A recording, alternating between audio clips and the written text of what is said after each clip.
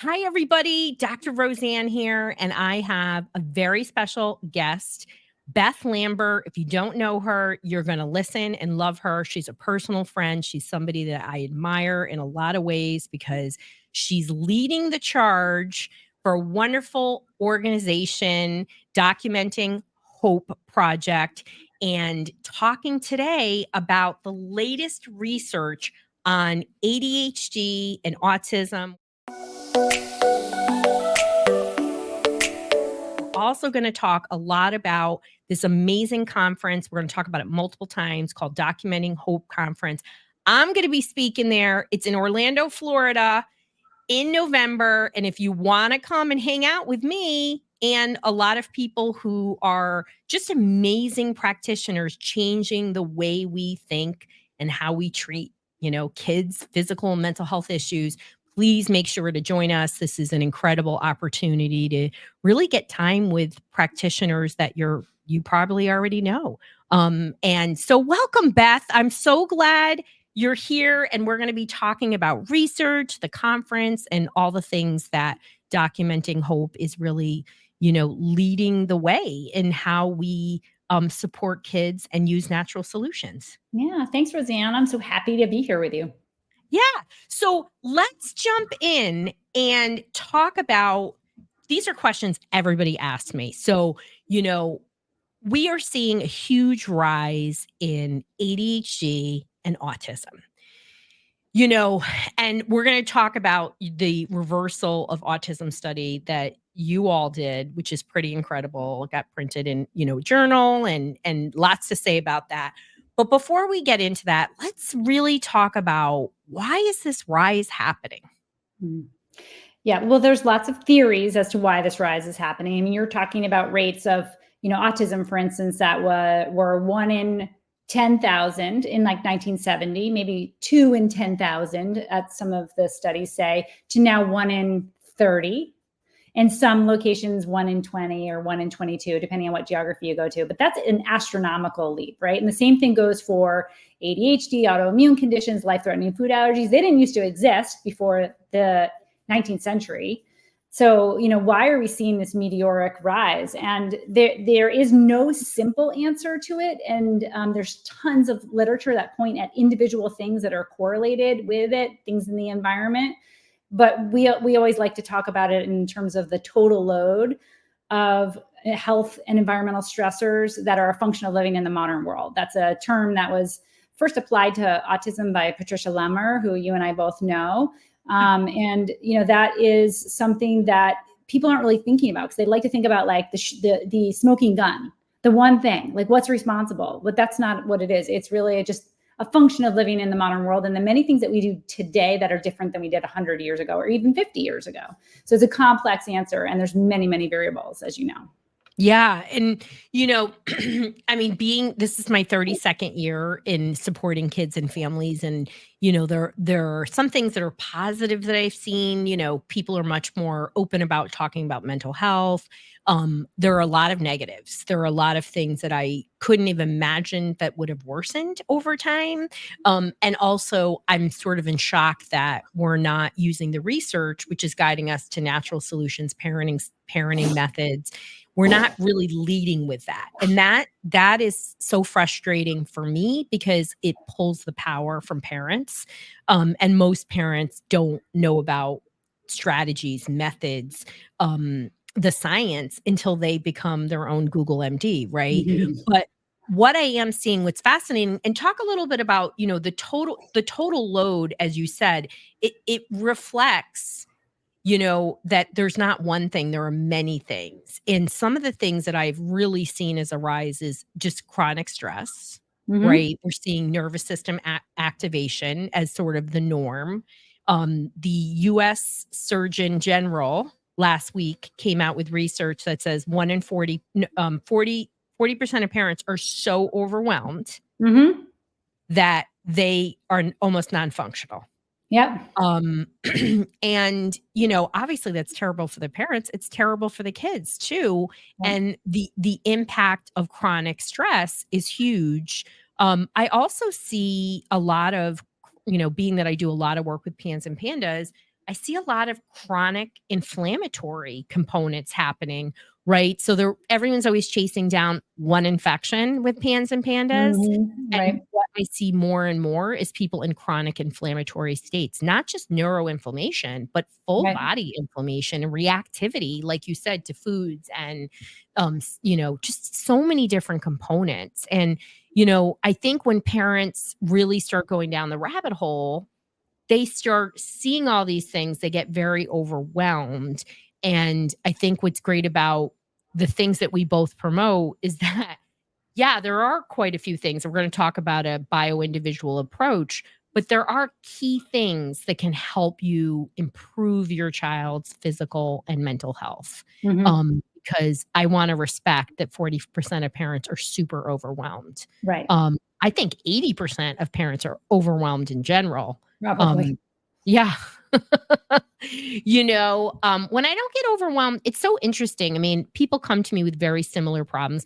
The clients that come to me in our one-to-one program, they're all complex, right? I think that's the greatest change, is that all the problems are complex. And I would say that's newer in the last 15 years. And everyone always wants to know, like, what's the difference in success, right? And I can have people with the same problems, pretty similar, right? It's people's attitude and it's their perception and mindset, right? Because that perception and mindset helps you to be a more regulated parent, right? Or dysregulated. Right. And I know that's hard for people to hear, but it's the truth. It's true. And I think that the mindset is actually a place that you can start, but a lot of times people in their journey don't get to the mindset till they've tried 50 other things, like really, tangible things. Like, I've tried this supplement and I've tried this diet and I've, detoxed the home, and they've gone along all these steps to help reduce that total load. But sometimes that mindset piece can be like the foundational and the most important piece, like starting with the idea, for instance, that your child's diagnosis is something that is reversible. Because what we're told in our society is that most of these conditions are not reversible. They're genetic, especially if it's like ADHD or autism, or like that's something that's just hardwired in. But there's plenty of evidence that's now suggested, of course, there's genes that are active here. There's genes, there's predispositions. But it is the environment interacting with our genes that's making us have what would be an epidemic of neurobehavioral and neurodevelopmental conditions. It's what's happening to our kids in their developmental years in the environment and what's happening on a day-to-day basis that's creating these conditions. But if you think it's genetic and there's nothing you can do, you will take no action towards root causes and trying to reverse it. That's like the very first piece of the mindset. If you think that this is something you can reverse, and about other people that have reversed these conditions, you will completely take a different path. And you'll say, okay, if this is reversible, well, what causes it?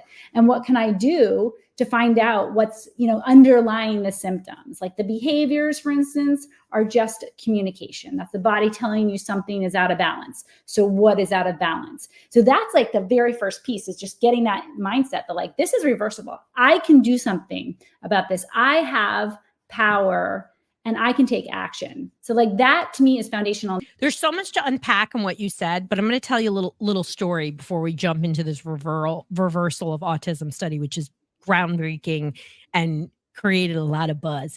My book, It's Going to Be Okay. Actually, the subtitle was supposed to be research-based ways to reverse symptoms. Amazon would not allow it.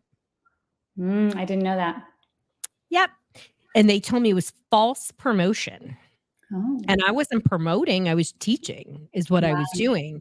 And so let's dive into this reversal of autism study that you all documenting Hope Project did. And I'd love for you to explain, some of the studies you're doing. You have the CHIRP study. Like, how did this all come to be? And this is a continuing effort. This is not a one and done study.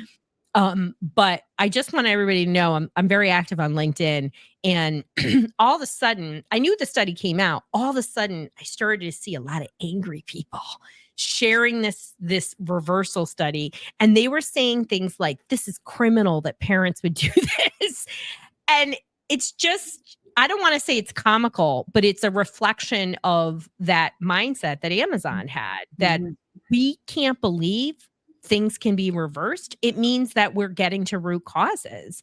And what we think, you're absolutely right. Like, we're being pushed to the genetic component because we know it's pharma pushing things, right? And there are many people in the medical community that believe that as well. And even in the mental health community, right? They get themselves really wound up when you start talking about this. But talk about this study, because this is really incredible. I mean, even just for these kids, they lost their autism symptoms, people. And with natural solutions that change things for them. I mean, gosh, we should celebrate that, not criticize that. Right. Yeah. So this was a really interesting case. So for 15 years, I have been listening to parents. And as I know you have too, and you've been helping parents. And so you have all of these anecdotal cases of these kids who have reversed all kinds of conditions, autoimmune, autism, ADHD, all of it. But there's scant in the medical literature. There's some in the medical literature, maybe 5 specific cases of autism reversal in the medical literature. There's others that have looked at the phenomenon of reversing these symptoms. So we really felt like it was imperative that we start producing some evidence behind what we know to be true, because we've been witnessing it for a long time. So this was a family that actually applied to be in our flight study, but we were not able to take them due to financial reasons. We only had limited funding. So they basically went out and did their own program that was similar to what we did in the flight study. They worked with Patricia Lemmer. They worked with the autism parenting coaches. They worked with a bunch of different nutrition, functional medicine oriented practitioners. And they did all kinds of work on their own, guiding a program for their girls, twin girls, to understand the root causes and address some of the imbalances in the body. And in a relatively short amount of time, they were able to drop their ATAC scores significantly, so that one of the children, actually, it's not even in the paper because her score has dropped since we published the paper, but one of them went down to a score of a 1, which is, you don't really have autism if you have a score of a 1 on the ATAC. So, and all of the symptomology went away, like all the things that are features of autism receded as they did this program. So what we did is we went in and we made sure we documented every little piece of information that family collected, and we put it into a paper. It's published in the Journal of Personalized Medicine. And we did get a ton of attention on it because, as you said, people really just are not ready to hear that autism is reversible. There is nothing wrong with, I think, thinking of autism and ADHD as neurodiversity and neurodivergence, and thinking about people's brains work differently. That's true for all of humans. And I think there is this knee-jerk reaction that says, well, if autism is reversible, you're saying there's something wrong with it, and that therefore translates there's something wrong with my neurodivergence, and it gets involved in identity politics. And so we got a lot of attention that way, and how we respond to that is that there's nothing that says we're trying to change the individual children or change the people who are reversing their symptoms. All we're trying to do is assess an individual and say, what are your symptoms? What are your challenges? Would you like those symptoms and challenges to go away? Yes? Okay, well, let's look at the root causes. Let's look at what's causing those symptoms. And let's see if we can create balance in the body. Let's create this environment where the body can get back on its developmental trajectory, especially for children, right? Because children are constantly growing and developing, and everything that they need to learn in those first few years of life. You can go back and revisit some of those developmental milestones if they've been impacted, as you see in cases with kids with autism. So we did get that negative backlash, but we also got this huge flood of parents who were like, I didn't know this was possible. Nobody told me. I asked my pediatrician and they said, this is genetic. I don't understand what's going on. We got a lot of that too. And so we have done our best to try and support parents as they've come to us after reading that paper or hearing about it. We have lots of resources on our websites where, there are some tools available. You have those tools, Roseann. Oh my God, you have an incredible website, and we're going to talk about how some of these practitioners are going to be speaking at this conference. But I want to also talk about, because when I talk about changing symptoms, I get the same pushback sometimes from the neurodivergent community. And what I always say is that every nervous system and every brain should be regulating. Mm-hmm. It doesn't mean you lose the essence of who you are, but if you're uncomfortable and you have sensory issues that are really getting in the way or whatever is going on with you, Mhm. we all have a right to have things be better. And that doesn't take away your autism or ADHD all the time, but it's making things, it is, why wouldn't we want that? Mhm. And somehow in the community, it's okay to take medication, but it's not okay to do other things, right? Exercise, Right. you know, change your diet, all these things. And, in this study, talk about some of the treatments they did. And then I definitely want to talk more about the conference, the Documenting Hope conference, and Mhm. what am I speaking about? What are some of the things? Because it's an amazing opportunity to learn from the best of the best, and really educate yourself as a parent. As you know, what was great about this study is it got picked up by mainstream media. And Mhm. that's why, people are like, why is nobody telling me this? Well, because as much as I've been shouting this from the rooftops, these things haven't gotten mainstream, Mhm. because the system doesn't want it to be. Right. But parents are leading the charge, and that's Mhm. what's changing, and I'm really excited about. I've seen a huge shift in the last 10 years, with parents. I think it's really honestly from the internet and just learning and then being sick and tired of being sick and tired. Right. So talk about what they actually did with these twins. What are some of the treatments? Yeah. So if you go to the documentinghope.com website, there is a news section and you can find the actual study on that website. So in that paper is literally like a laundry list of all the things the parent did. Like every little detail that those parents did for their child is in that paper. But essentially it started with the autism parent coaching where they taught the mindset. They Yeah. taught the parents to be advocates for their children. They taught the parents how to think positively and how to think about differently about autism. That was like the baseline. That's like where they started. And And that then was one of the top takeaways from the research, is that parenting, is an impact, of course, on your child's development, right? As well yeah, as the total load, which you talked about. What are some of the other things that really we gained from this research? nutrition. So this family hit nutrition hard. It is hard. It is hard to change a child's diet, especially especially in autism. We have a lot of picky eaters, a lot of kids who just want to eat white foods or carbohydrates. And, there's so a whole biochemistry and addiction process around that. But this is a family that was like, we're just going all in. We are going to feed them nutrient dense food. We're going to take out anything that might be causing neuroinflammation. And they, specialized supplements, nutritional supplements to support. So I would say that was a major cornerstone of the work that they did. I've been in this family's home and I've seen them feed their children, and they do a bang up job, like just knock it out of the park, feeding their children so It well. makes a huge difference, Beth. What you It eat, does. what you put in It your mouth does. affects your brain. I say Of it all the course. time, Of you know? course. Yep. And then after that, they did a lot of rehabilitative work. And that's the way I think about, like, when you think about neurodevelopmental conditions, there was something that happened that interrupted, stalled, or impacted development. Could have been a total load of toxins, could have been an infection, could have been around antibiotics. So something got in the way of that child's development. Maybe they didn't move enough into their space and connect the brain and the body. So when you think about neurodevelopmental conditions, oftentimes you have to do rehabilitative work. You have to go back and revisit those milestones that were missed. And that's what this family did. They worked with a very wonderful OT who is trained in Moscatova MNRI method, worked on reintegrating primitive reflexes. That is a very important thing in autism and neurodevelopmental conditions, and had great success with that. So there was a lot of those personalized therapeutics. There's no one size fits all here. This is true Yeah, for and I think any that's a condition. huge thing.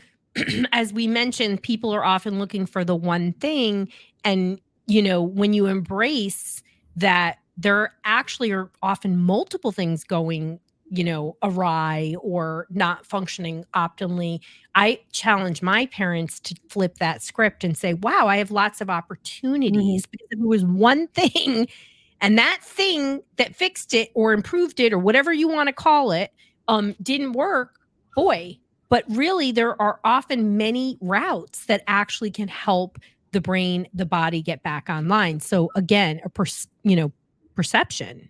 right? A mindset shift is huge. Mhm. Talk about the conference Mhm. and, as we're educating people about, different ways of healing, the impact of this study. You have this amazing conference that is both for parents and practitioners. And it's a lot about what we're talking about, but talk about, I'm there talking about self regulation. I'll be talking about neurofeedback, teaching people about really how to rewire their nervous system. It is very possible. Mhm. And I won't be just talking about neurofeedback. That's a brain tool. There's lots of ways to do it. So Mhm. talk about some of the things that are going to be highlighted, because it's really a great opportunity. And hello, it's in Orlando. Super Yeah. easy to get In to. November. In November, it'll be warm. And again, I'll be there and some of my peeps are going to be there. We're all going to be hanging out. I'm really, really excited about some of these speakers because these are people I really admire, but I actually have never heard speak. Mhm. So I'm excited about that. Yeah, me too. So there's so many pieces of this conference that are exciting for me. One is just getting people in one area together in person. You have the parent track where the parents can connect with each other and relate to each other. Oftentimes on this journey when you're trying to help support your child, you feel very alone because you're doing things different from what, maybe your neighbor's doing, your kids' friends or what have you. And when you get to the conference, you're with other people that are like, yep, we're making diet changes. We're looking for the latest therapies. Like you're all kind of in the same boat. So it's really wonderful to feel that support and feel like you're part of a community. And then on the professional side, we have CMEs and CEUs. So we're trying to get information out that's kind of the latest thing that, maybe the people that are in integrative holistic functional medicine have their training, but what's the latest thing? One of the ones I'm most excited about is a speaker named Dr. Bud Brainerd, and he's talking about the impact of light on our health. And one of the things that's underestimated in our in terms of what we do to help heal our kids is the foundations. Like we just talked about nutrition. Of course, that's foundational. I think everybody gets that. But there's pieces of living in the modern world that we don't really think about that are really negatively impacting our light and our health. One of the things that is important to our health is our circadian rhythms and getting outside as much as you can. Think about for thousands and thousands and thousands of years, human beings have lived their entirety outside, outdoors, and not under artificial lights. And that actually affects your biology. You talked about inflammation before. So all the blue lights from the devices, all the wireless frequencies, all those things are creating inflammation in our bodies. So it's things like that you're It's maybe not affecting thinking our about. sleep. I Yep, think that's totally. probably the greatest negative thing. And, people don't realize 90% of detoxification in the brain occurs in sleep, Yes.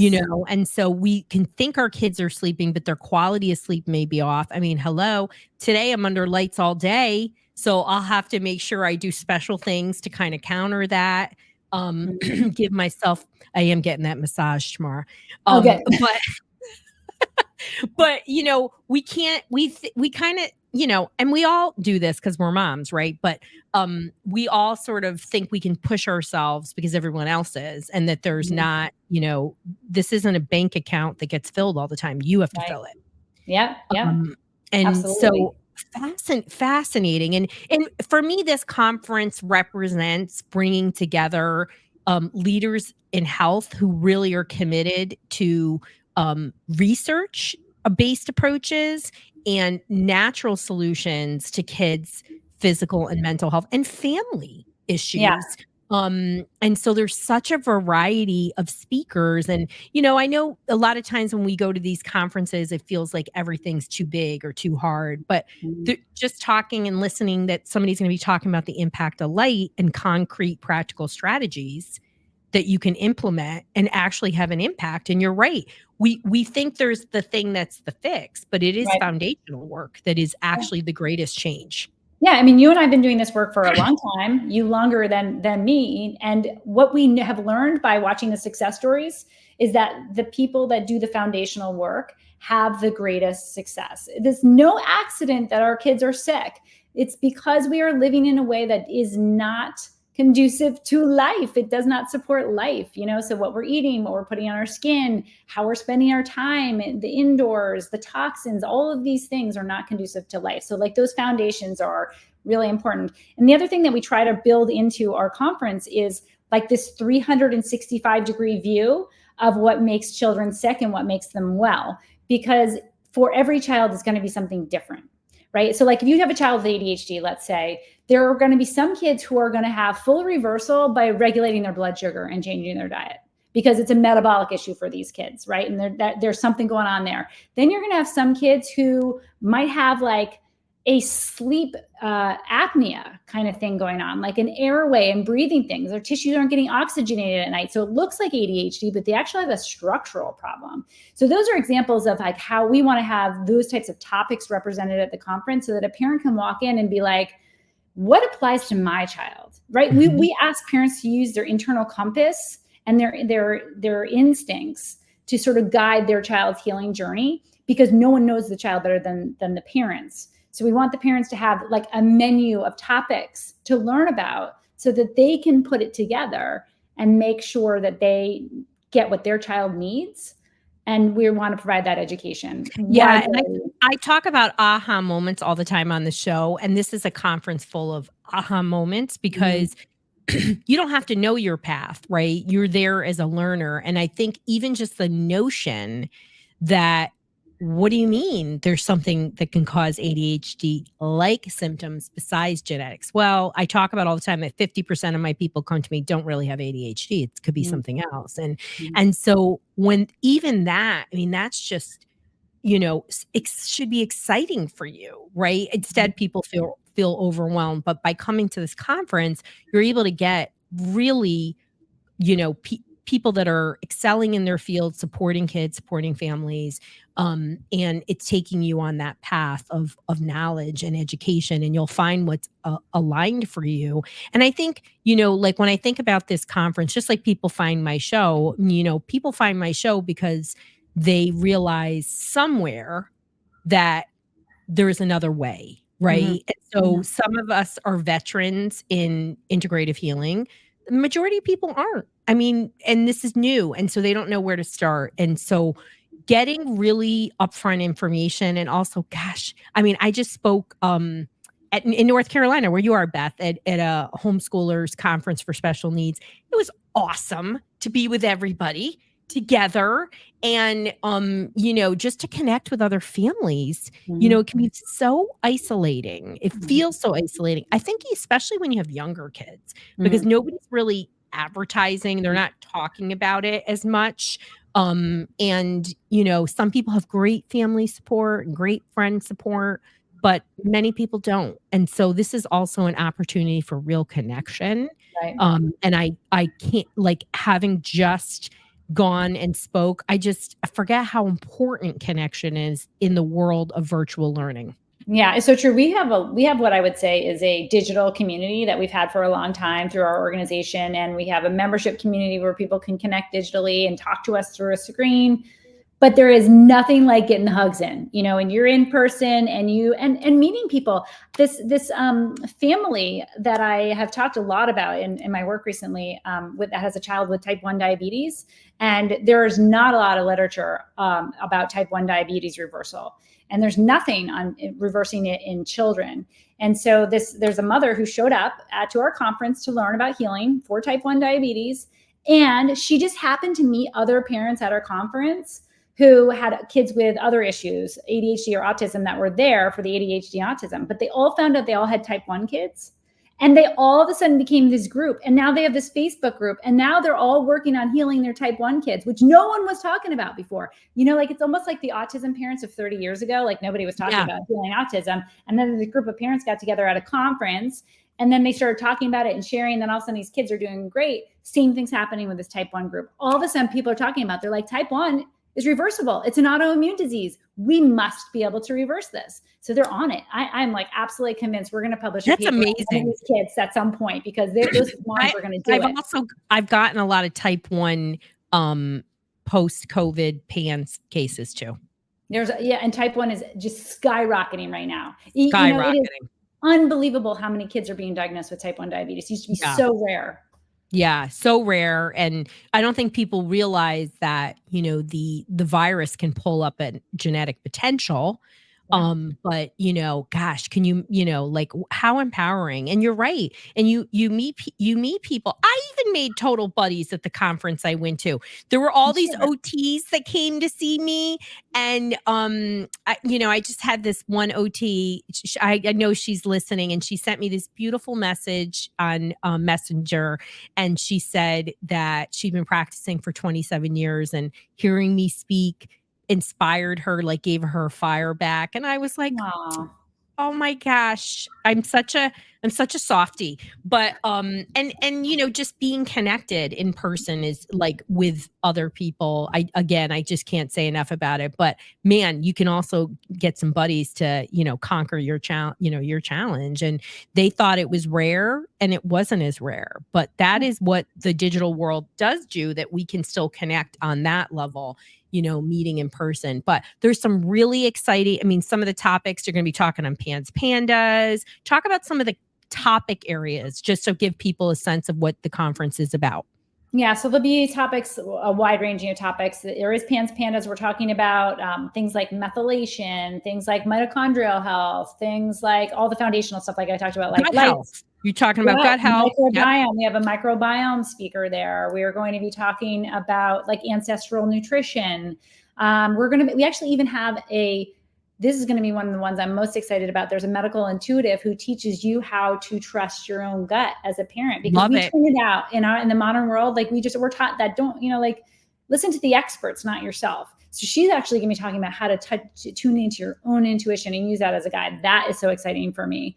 And the talks are just going to be, again, in that 360. So we're talking about things like developmental optometry and vision, and what role does vision play, right? We talk about development and how, all the important stages of development. So the topics will be, again, wide ranging. And the other part that's really cool about the conference, and we got a lot of feedback from this from last year, is that the parents get to mingle with the professionals and the speakers. So like some of the parents were like, these are my health heroes. These are the people who, here's an example, Dr. Joe Pizzorno, who is like the founder of natural medicine, Bastyr University, like basically created naturopathic medicine the way it is today. He's speaking on the role of arsenic and it's everywhere. It's a way bigger problem than I ever thought. And I saw his presentation and it blew my mind. I was like, I had no idea. I knew arsenic was toxic. It's toxic. Oh, but yeah. Like, do you know where it is, or like how to avoid it? And like, he had all of this research that he's pulling together. In any case, but like, he'll be walking around, my health hero for like that. I've been like, this guy created naturopathic medicine to what it is today. I get to go hang out with him, high five him in the hallway. Like, that's a fun part too, is you get to meet your health heroes, which you'll be one of those people walking around that other people can talk to. My peeps are coming. I love it. I mean, I'm a hugger, I know so, and everybody who comes to like flies in, everybody gets a hug from me. I feel like the first time I met you, I think I got a big hug. I think you got a hug. I mean, I'm Italian. You're lucky you didn't get a kiss on each side of the cheek. I might have. You might have. So, I mean, it's just something so special. And also too, like, I mean, I get an energetic hit from it in such a positive way, but we're all walking around wounded. I mean, most of us, I got involved in the field because it was my calling, right? And I was told to do this work and I listened.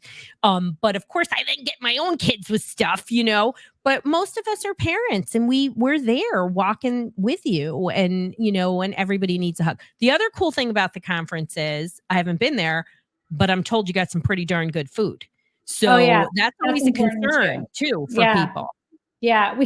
We actually ran it. So they made some paleo muffins for us last year. They do a special diet. This is, if you try to find try to do a health oriented conference at a hotel, it's almost impossible to find hotels that will be able to accommodate, because it's all Cisco, it's all garbage, industrial garbage, but they really worked with us, got us organic eggs. And we had this one time when the paleo muffins came out and the crowd was like, whoop, and just everybody went in. Yeah.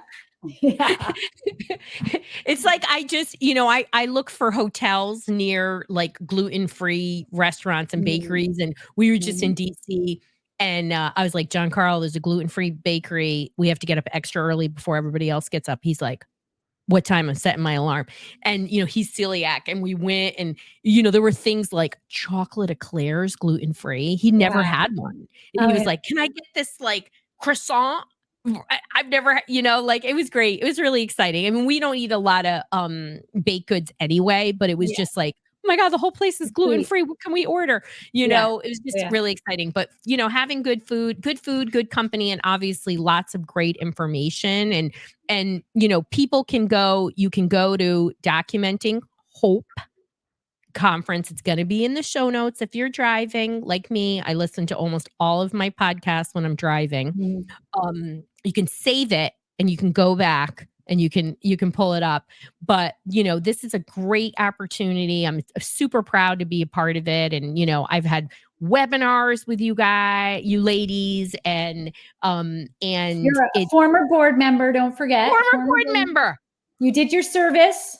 I did my service. Yes, Yeah, you you guys did. are serious board.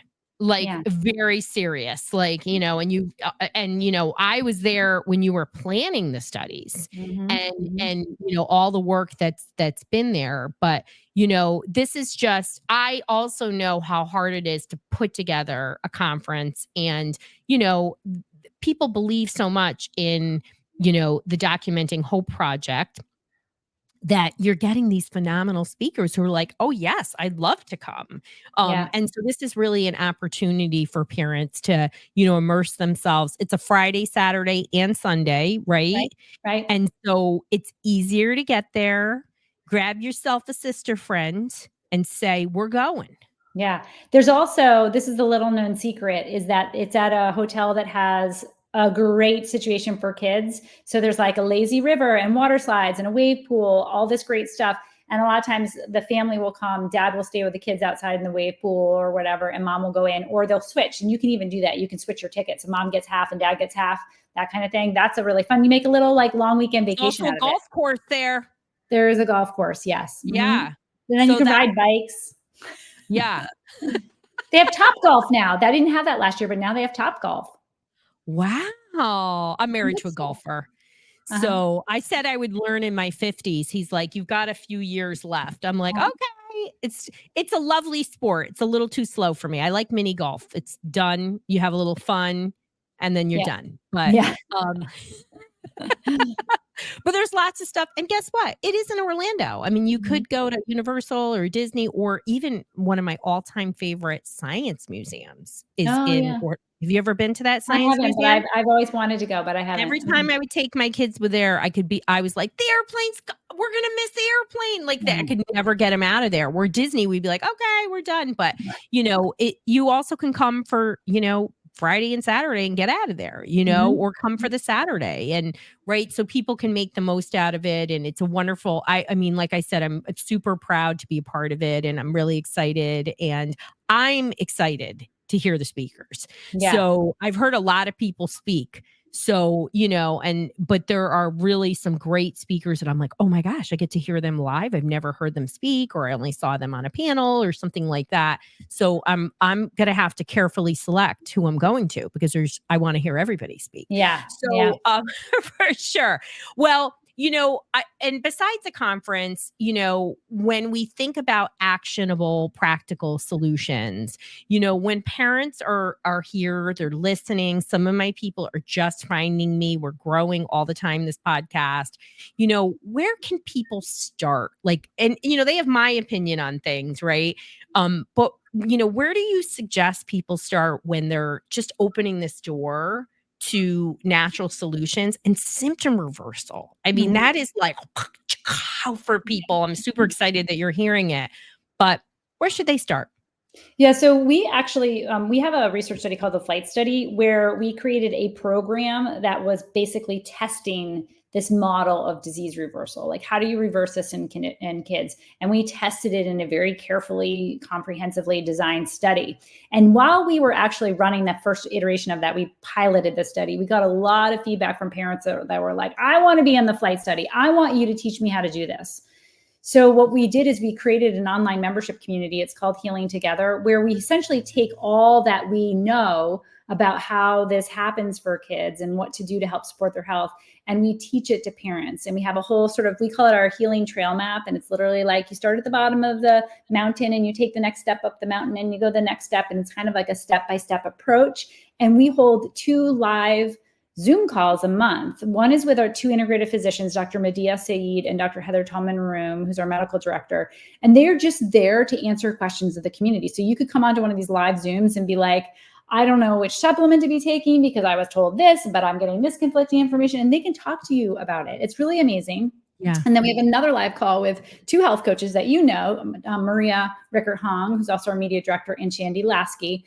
And they sit there and do the same thing. It's like an opportunity for parents to sort of hear from each other. What struggles are you going through? And ask questions. And so that's just as available for support as we teach the parents what they need to do. And the thing that we teach in that program is this whole idea of the total load and how you can evaluate the things in your child's life that might be contributing to their total load and what you can do to, reduce those things. Because it's a really wonderful model for when you're feeling overwhelmed by all the things in modern life. Like, oh my God, the food is toxic. There's spraying chemicals in the air. You don't know where to start. And I think what I'm hearing from you, right, is that this is really about, you need professional guidance. And whether you're coming to the conference, you're joining the group, you're reading a book, you got to start with accurate information, and that's really important. And, I do, like you're talking about reducing total load. And I think that's super important. And it's not anything people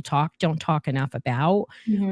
I like if people can one is co-regulation, but I do think people should start with looking at what are the things that are contributing to behavior and environment. Maybe it's food. Maybe it's a chemical sensitivity. Maybe it's sugar.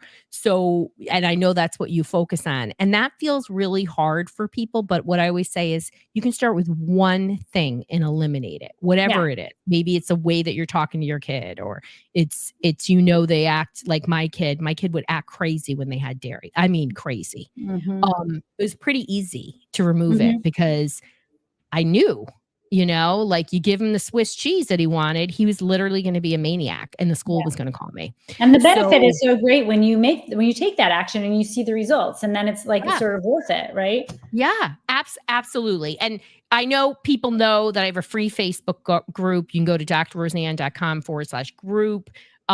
It is just a starting point. It's a place to connect with other parents. We drip information in there, but I do believe in committing and actually really being part of a group where you're really going to actually do the steps, because this isn't easy and you definitely need support.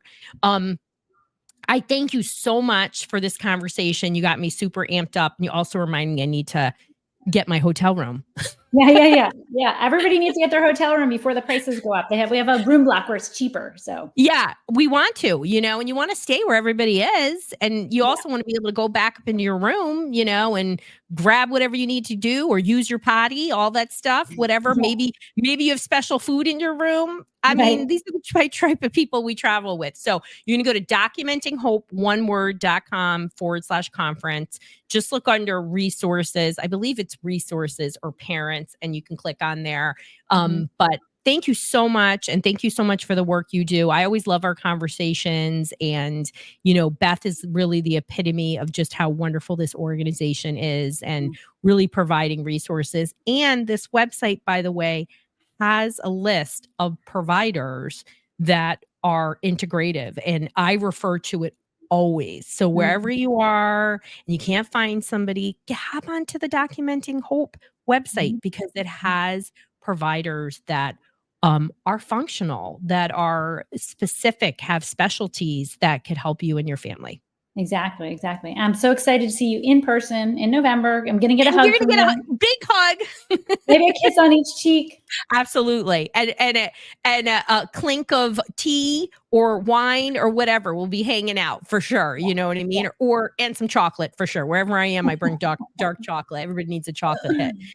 Anyway, but thank you. And I hope everybody got as excited as I am. And I look forward to meeting you in person at this conference. Yeah. Thanks for having me on. Bye.